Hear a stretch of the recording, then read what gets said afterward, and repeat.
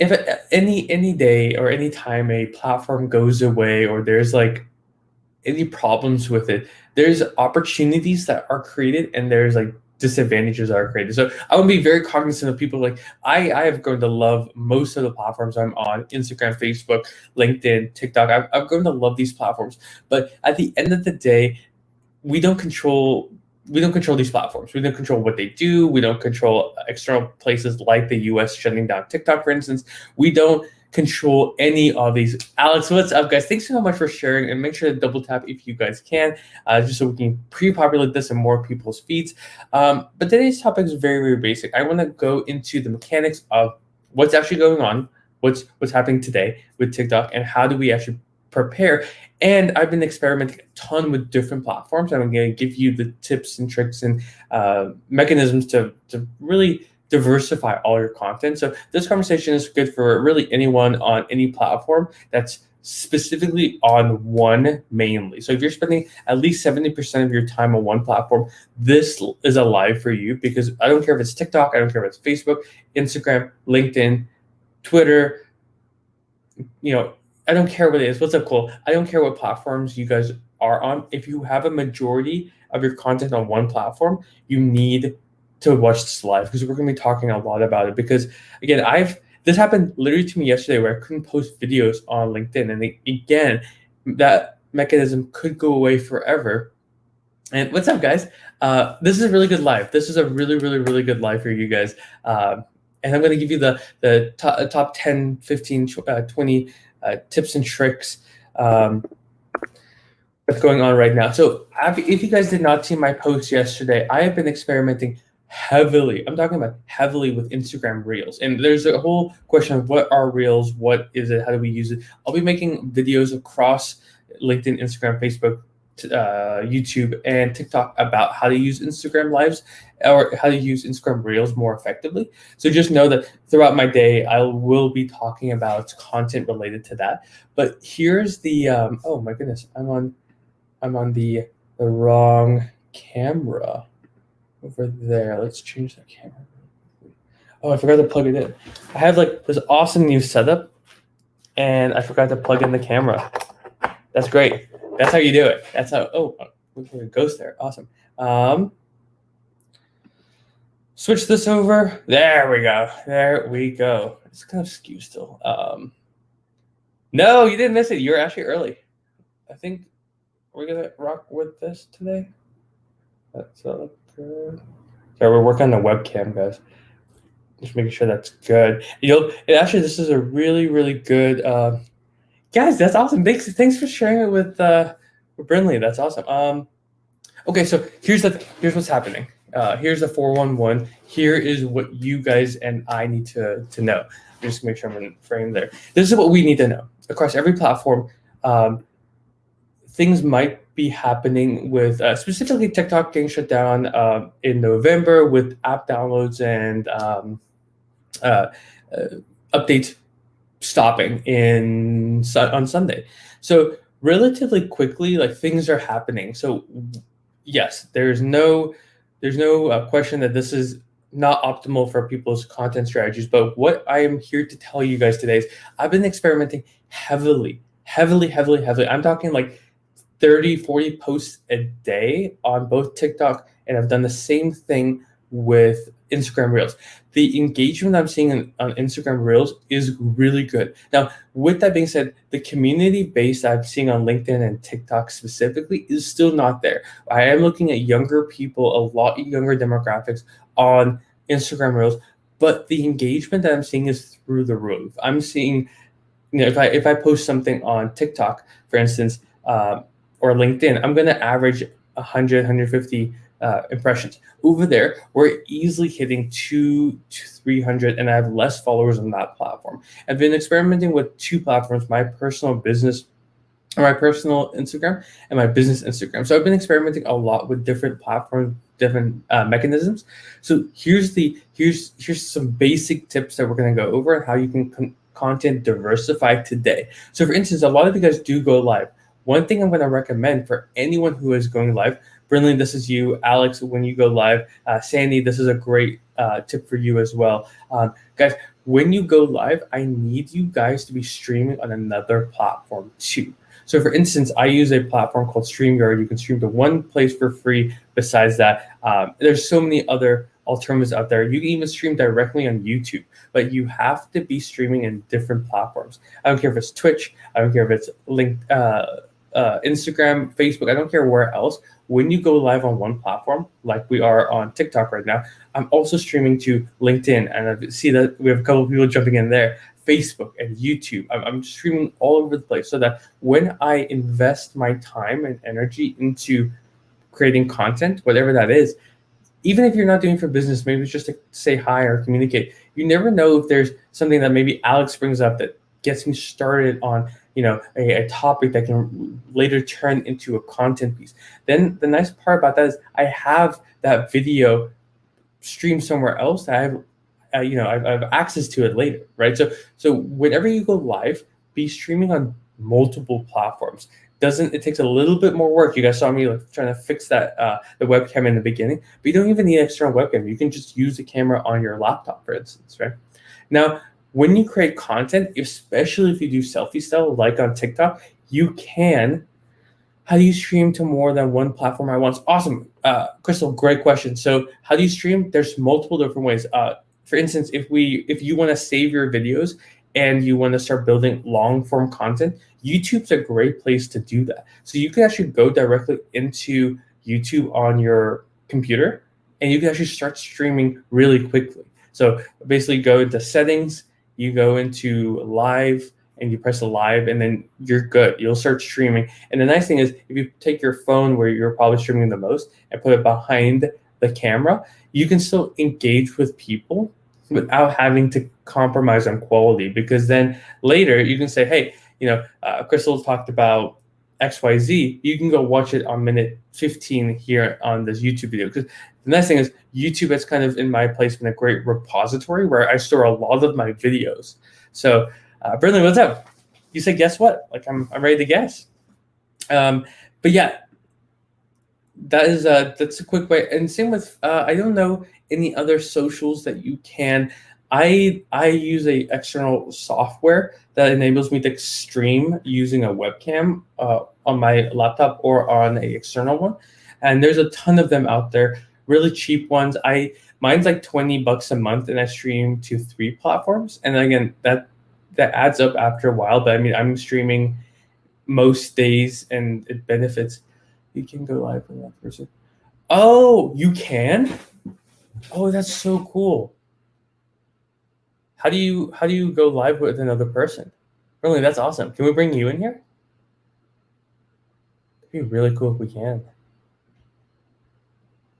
Oh, I hope I have that feature before the updates might stop. Taylor, what's up, guys? And while I'm on this subject, make sure that you're building relationships, not just on the platform, that you're actually taking things out of the platform ether. Caitlin, who jumped in here, is a perfect example. We jumped on FaceTime yesterday. We had a great conversation, talked about all the cool things she's doing. She's doing practically more than me. So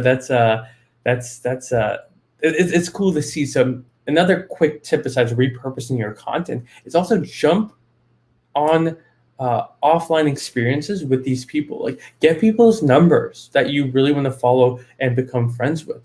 Jump and follow them on different platforms. If they have Instagram or YouTube or Facebook, go follow your favorite people on multiple places, so that if one day something were to happen on one, then that at the end you can actually, yeah, it was so dope. That's not true.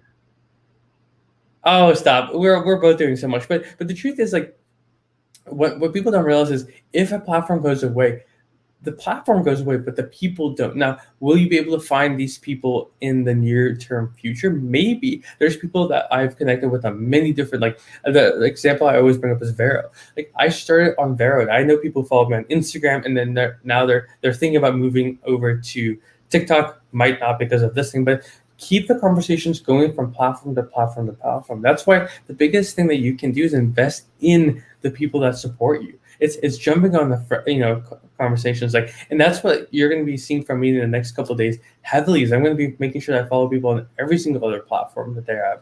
Like Burnley is a great example. Like, I need to go follow you on Instagram and Facebook and all these different platforms, so that if something were to happen, that I have access to you. If I need to reach out to you, or like if your boyfriend has a question about like marketing or something, like I want to be able to be there to answer those questions.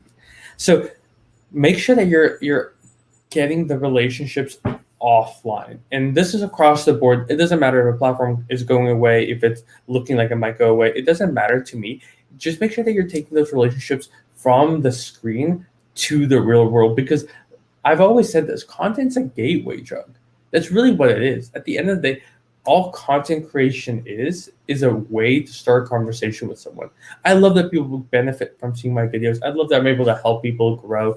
I love I get to share practical knowledge, but it's to jump on the phone with someone like it. It's to have a friendship like with Alex. It is, Sandy's in here. She's been one of the first people to raise her hand and support me when I was having an off day and stuff like that. Like, that's the value of these platforms. It's not in the amount of followers, it's the quality of the followers. Like, yes, we're all striving to get more and more, numbers, but like the truth is, if like with me, I'll hit 2,000 followers by the end of the weekend, I believe, or early next week, and out of those, there's probably like 100, 150 that really love my content, that are always engaging, that are asking me questions. Like, that's the stuff that you should care about. We should care about is the quality. What's up, Eric?